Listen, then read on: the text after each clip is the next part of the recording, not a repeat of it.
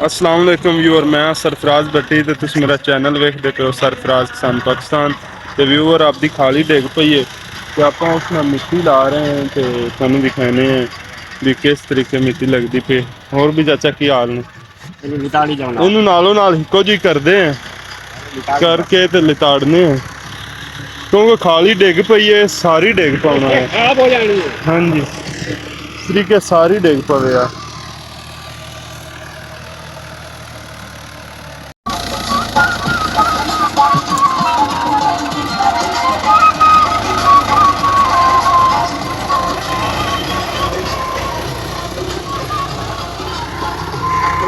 इतनी लग गई ना मोड़ नहीं जाती यार। पानी बंद असी ना आख्या भी ढेर सुकाने है ना तो आपकी मकई भी सुकती है।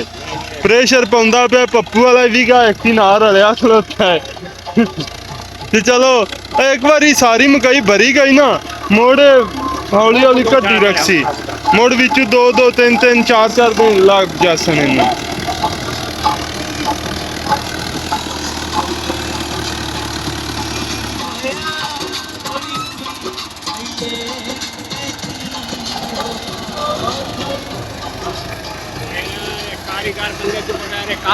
काम ही नहीं होता।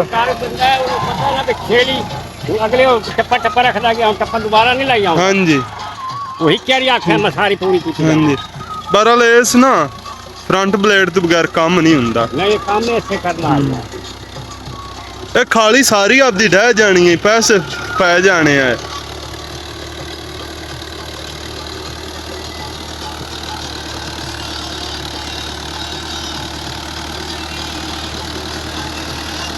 ट्रैक्टर भी त्रकड़ा ही छोर भी नहीं आता है।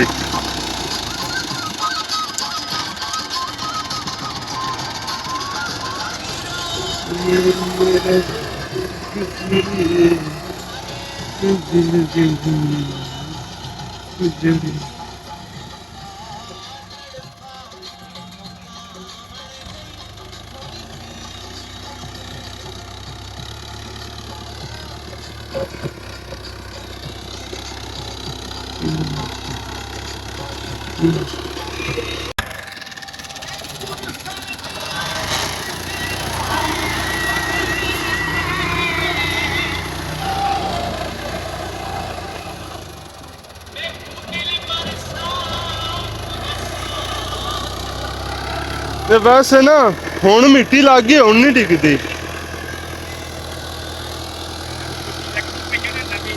हाँ जी अच्छा बस मुड़ नहीं जाती। हाँ जी सही गल है।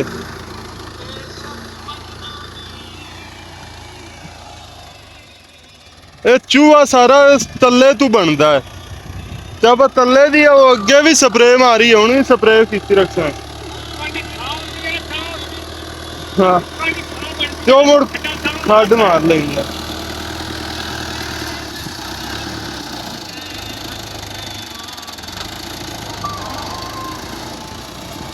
अगे लाई आई इदू तो इदू काम हूँ सैट हो गया है।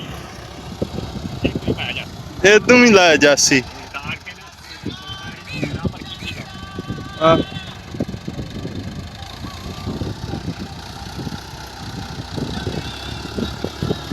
अगर पिछू भी लिया तो कोई रोला नहीं।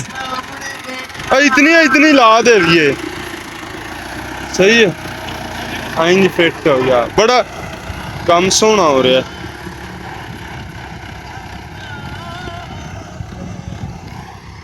इतनी लग गई ना रिताड़ हो जैसी इन्हें बह जाना।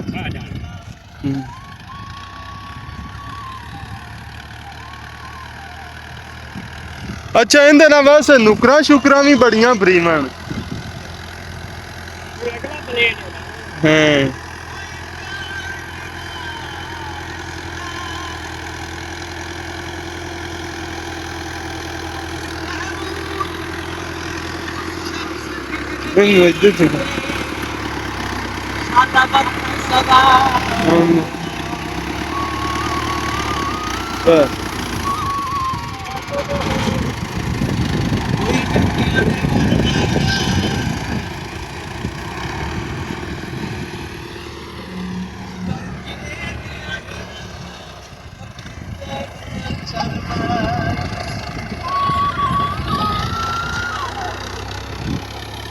ਬਹਰਾਲ ਖਾਲੀ ਦੀ ਮਜ਼ਬੂਤੀ ਵੀ ਹੋ ਜਾਸੀ ਹੁਣ ਅੱਗੇ ਆਇਆ ਰੋਡ ਜਾਂਦਾ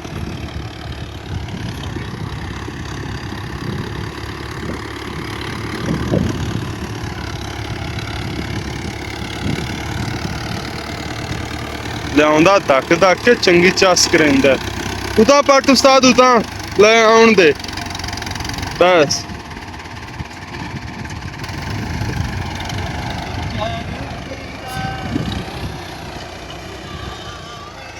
सही है मनशा इंज मनशा एक करी ना कार एक करी ना कार फिर तू फोन शो